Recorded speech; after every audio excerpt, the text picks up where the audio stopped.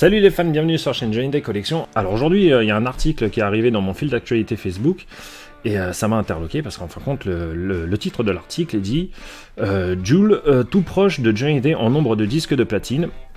En gros, il va égaler Johnny Day, comme quoi que il est à la même hauteur que Johnny au niveau de cela. Bon, alors, déjà, je commence par dire que je n'ai absolument rien contre Joule, je n'ai même jamais vraiment écouté sa musique, parce qu'elle ne m'intéresse pas, donc c'est pas du tout une vidéo à charge contre cet artiste, je m'en fous en fait. Donc qu'il vende des disques, c'est tant mieux pour lui, qu'il fasse une belle carrière, tant mieux pour lui, c'est pas du tout ça le problème, c'est l'article en fait qui ne va pas au bout des choses, et on va voir ça ensemble. Donc, dans l'article, on peut voir qu'il est en fin de compte à 10 disques du record de Johnny, Johnny en possède 30 disques de platine, et Joule en possède 20. Et en fin de compte, ce qui m'a interloqué, c'est comment est comptabilisé aujourd'hui les disques de platine. Donc j'ai été voir sur le site de la SNEP, et aussi sur Wikipédia, même si Wikipédia, finalement, c'est pas aussi bien détaillé que la SNEP, parce que là, on peut voir, par exemple, que pour les ventes d'albums, déjà, le disque de platine est apparu en mai 1980. Et il fallait vendre 400 000 disques de platine pour être certifié un disque de platine. Donc si vous vendiez 800 000 albums, vous étiez double disque de platine. Jusque là, vous me suivez. Et en fin de compte, le seuil a baissé à chaque fois. On voit qu'en 85, c'est passé à 300 000, et c'est resté ainsi jusqu'en 2006.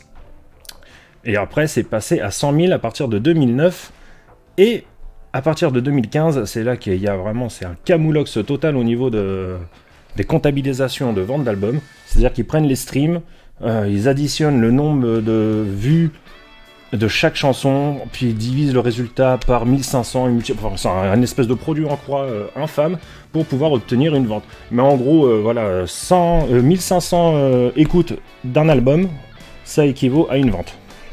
À peu près, c'est ce que j'ai compris. Bref.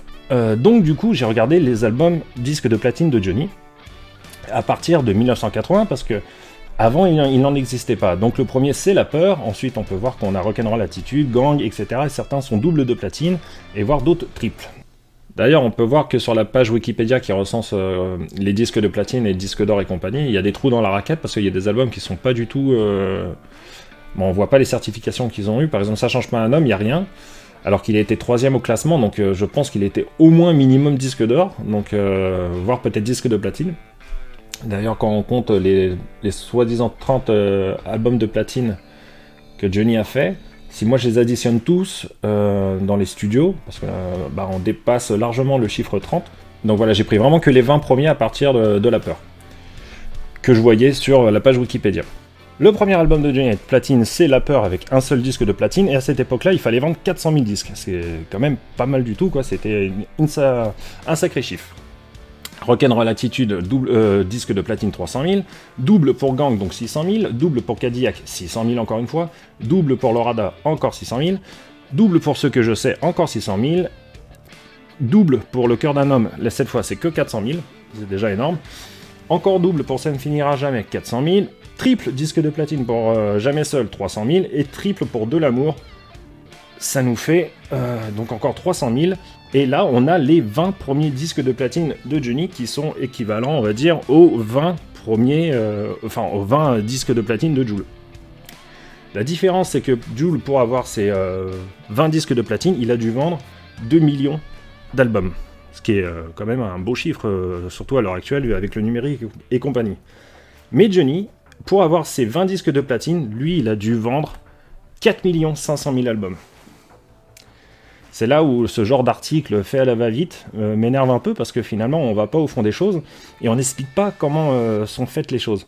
C'est qu'à l'époque où le disque de platine est arrivé, il était très difficile d'avoir un disque de platine. 400 000 ventes, c'était quand même...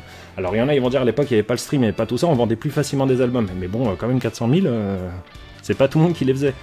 Et à l'heure actuelle, il faut vendre simplement 100 000 disques. Bon, simplement, je m'entends, hein, moi j'en vends pas un seul. D'ailleurs, je veux pas de disques, mais c'est pas la question. Mais on va dire 100 000 disques, le seuil est vachement été descendu. Donc je trouve ça un peu bête de comparer un artiste d'aujourd'hui avec un artiste qui faisait des disques de platine à l'époque, quoi. Surtout qu'on voit souvent des articles du même genre comparés, alors je sais pas pourquoi il y a une espèce de comparaison à chaque fois entre Joule et Johnny, certainement parce que Joule est le plus gros vendeur de disques à l'heure actuelle dans le rap, Mais il y a toujours une comparaison, je trouve, un peu débile entre les deux, en disant qu'en quoi que c'est le plus gros vendeur, c'est ci, cela.